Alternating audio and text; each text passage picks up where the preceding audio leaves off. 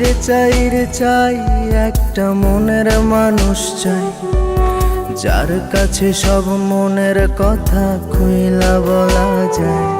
বড় ক্লান্ত লাগে তাই একটা এমন বুক চাই, যেন সেই বুকেতে মাথা রেখে সব চিন্তা ভুলে যায়।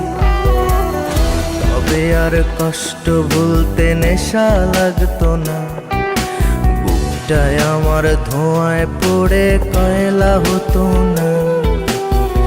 ঘুমানোর জন্য ঘুমের বড়ি লাগতো না, গিটারটা ঘরের কোণে পড়ে রইতো না।